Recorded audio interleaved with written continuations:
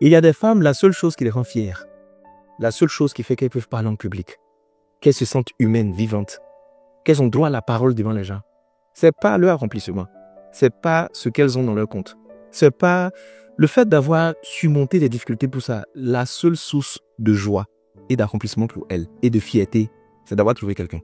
C'est d'être en couple avec quelqu'un. Oui, c'est comme ça elles sont. Elle peut rater sa vie, elle peut échouer dans tous les domaines. Mais finir seule là, non, ça c'est trop grave, non. Vaut mieux finir avec quelqu'un que de finir une vie qui est inachevée et qui est totalement détruite. Elles sont nombreuses comme ça. Bonjour à tous et à toutes, mon nom c'est Juste Crépin Gondo. Je suis le conseil des hommes, mais tu peux m'appeler l'Afro Gentleman. Alors pour toutes les personnes qui réclament plus de contenu, allez vous abonner gratuitement sur ma chaîne YouTube parce que c'est là-bas que je mets des vrais contenus, des contenus plutôt longs parce que sur les réseaux sociaux, on met plutôt des contenus qui sont coupés. J'ai pris un groupe privé, le groupe privé des hommes, le groupe privé des femmes et le groupe privé des entrepreneurs. Donc pour toutes les personnes intéressées, voici le numéro WhatsApp, n'hésitez pas à m'écrire, je vous donnerai les détails, d'accord? Et pour ceux qui veulent soutenir les initiatives, faites-le financièrement. Parce que les projets sur lesquels nous sommes, ça demande beaucoup d'argent. Et si vous venez, que vous écoutez, que vous êtes édifié par un contenu, par un conseil qui vous fait plaisir, faites parler votre cœur aussi. Sur le numéro WhatsApp, vous pouvez donner, apporter et soutenir la vision. S'il n'y a pas ça aussi, priez pour moi, c'est important. D'accord? Maintenant, revenons à ce que je disais. Je disais tantôt qu'il y a des femmes qui pensent qu'elles sont dans la dépendance affective. Parce que j'ai fait des séances avec beaucoup de femmes, on a discuté. C'est vrai, je donne des formations, des suivis, tout ça en dépendance affective. Mais il y a d'autres femmes, ce n'est pas de la dépendance affective. Leur seul problème, c'est qu'elles ont échoué leur vie. C'est qu'elles n'ont pas de vision. Elles n'ont pas de plaisir, elles n'ont pas de joie. Elles n'ont pas un axe de développement. Toute leur vie se résume à trouver quelqu'un. C'est pourquoi vous les entendez dire mon mari, mon combat. Et mon chéri, mon combat. Il y a des femmes, vous les entendez dire mon mari, mon combat. Vous vous dites, oh, mais c'est romantique. Non, c'est un aveu de faiblesse par moment. C'est la seule source de joie. C'est la seule occasion où, dans les réunions de famille, elle peut parler aussi. C'est le seul endroit où elle se retrouve avec sa copine, elle peut parler. Sinon, si tu lui demandes, en termes d'activité, elle n'a pas d'activité. En termes de développement personnel, elle n'a aucun développement. En termes de projection, de profil de réussite, elle n'a rien. En termes d'épanouissement personnel, elle-même n'est pas épanouie. Elle n'a aucun, comment j'ai été dit, elle n'a pas de rituel de joie. Elle ne sait pas se faire plaisir. Sa seule chose, c'est son mari. C'est son chéri, c'est lui son combat. C'est pourquoi il y a beaucoup de femmes qui subissent des situations atroces avec des hommes, mais qui ne peuvent pas partir. Parce que toute leur vie se résume à une relation. Et je lisais des données de certains psychologues qui ont fait des études. Ils disaient par exemple que les deux sources de honte des femmes, c'est leur physique et c'est l'échec de leur relation. La source de honte principale chez un homme, c'est ses performances sur le plan sexuel, sur le plan professionnel, sur le plan financier. Qu'un homme n'est pas performant du tout, il y a un problème. Il a très honte de lui. Mais une femme, si elle ne se trouve pas belle, elle a honte. Si elle trouve quelqu'un qui est plus belle qu'elle, elle a honte. Si elle n'est pas capable de pouvoir arranger son physique, elle a honte. Mais surtout, quand elle échoue dans sa relation, elle a encore plus honte. C'est pourquoi, même quand vous vous séparez avec une femme, quand elle croise les gens, elle préfère dire, oui, il est là, tout va bien. Pourtant, ils sont pris ensemble. Elle a honte. C'est pourquoi il y a d'autres qui s'accrochent au mariage ou au foyer, elle ne veut pas partir. Même quand ça ne va pas, elle a des endroits où on la bat, on l'insulte, on ne la respecte pas, on la trompe en longueur de journée, elle est là. Parce que si le mariage s'arrête, elle n'a plus de vie. C'est sa seule vie qu'elle a. Donc, les histoires de mon mari, mon combat, faites attention. Je vais dire à toutes les femmes, mon mari, mon combat, c'est normal. Mais toi, ta personne aussi doit être ton combat. Donc, toi, tu n'as aucune vie.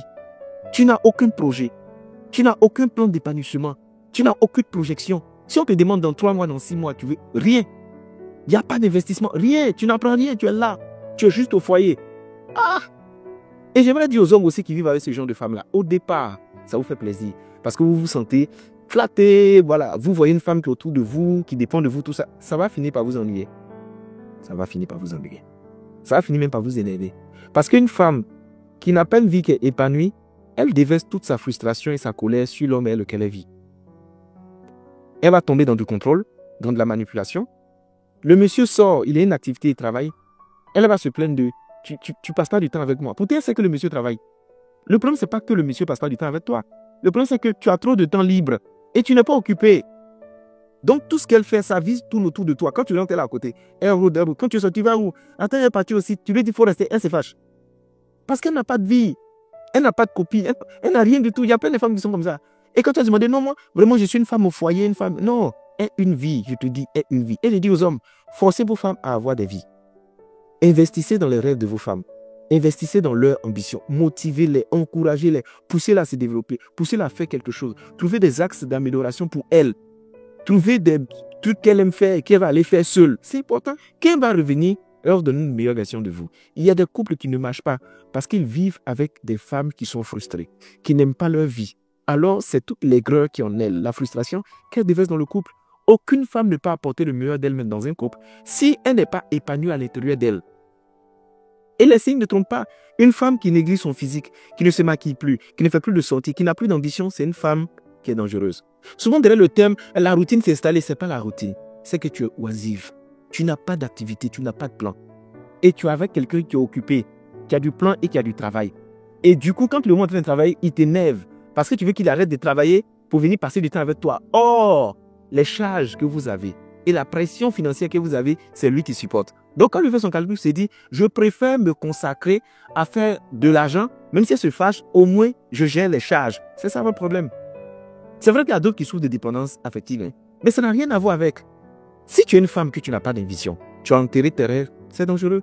Va les déterrer. Dépoussière tes rêves, travaille dessus. Aie des ambitions. Même si ce n'est pas pour faire de l'argent, occupe-toi.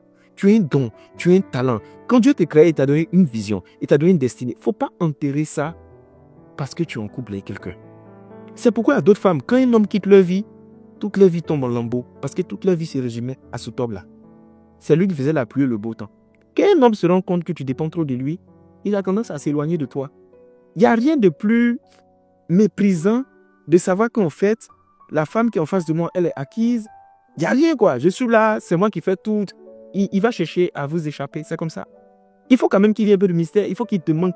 Tu dois lui manquer un peu. Toi, le temps on veut réfléchir, même à te manquer, tu es déjà là. Tu es déjà là. Tu es trop là. Trop là et trop présente.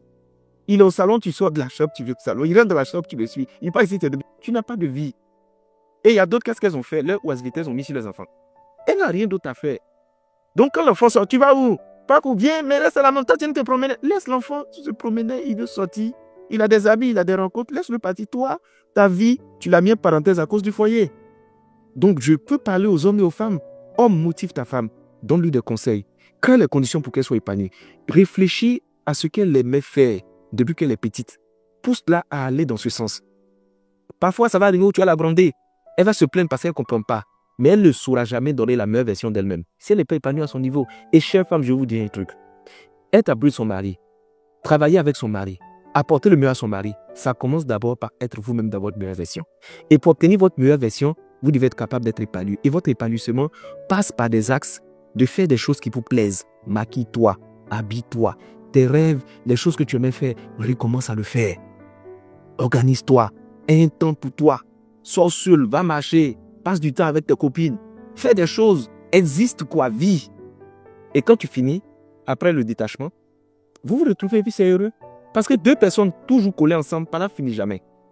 Souvent, le fait même que l'autre n'est pas là et puis l'autre est plus absent, ça crée des liens.